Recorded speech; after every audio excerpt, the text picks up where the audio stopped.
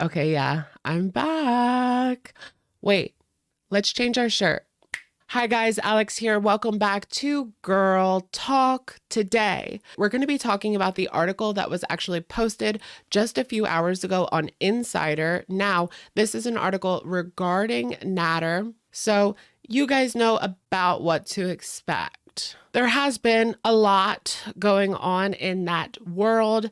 Chantal was the one that, of course, brought him into this universe. I don't know what else to say for an intro. Let's just get right into it. I mean, shall we? All right, you guys. So just when you thought the drama was over for the day, I am back to give you a little more. And let me tell you, this is juicy. We are going to be talking about nader.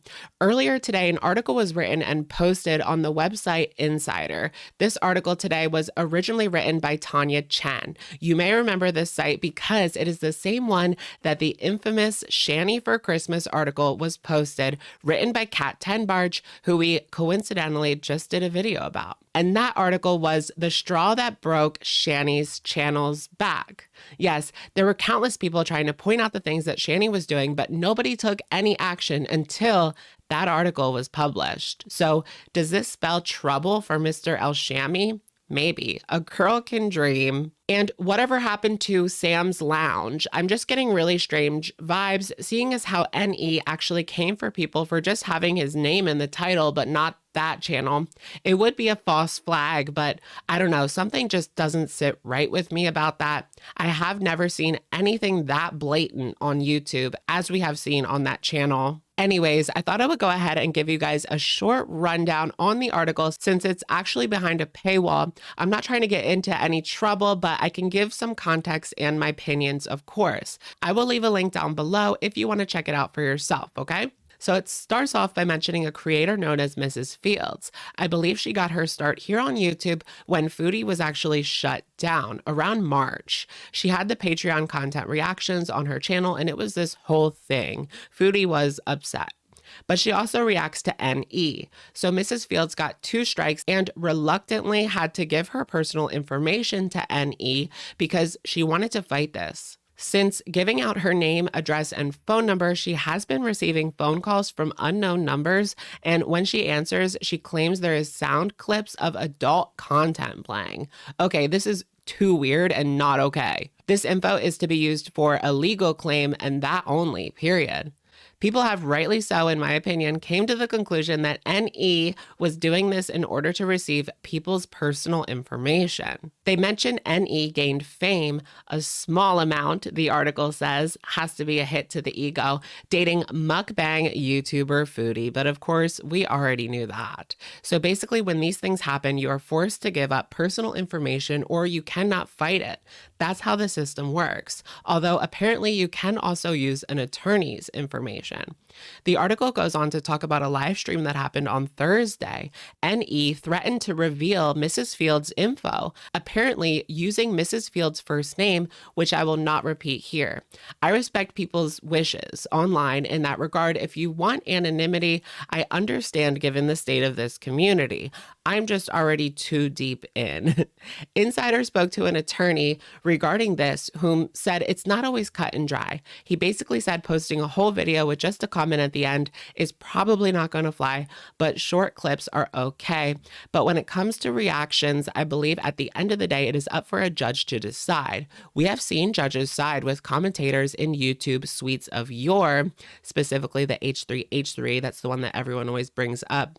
The lawyer basically says the more commentary, the better off you're going to be fighting this kind of thing. And even at one point sides with NE because he saw, quote, very little commentary in some of the examples that he was given. I'm not sure whose videos he was looking at.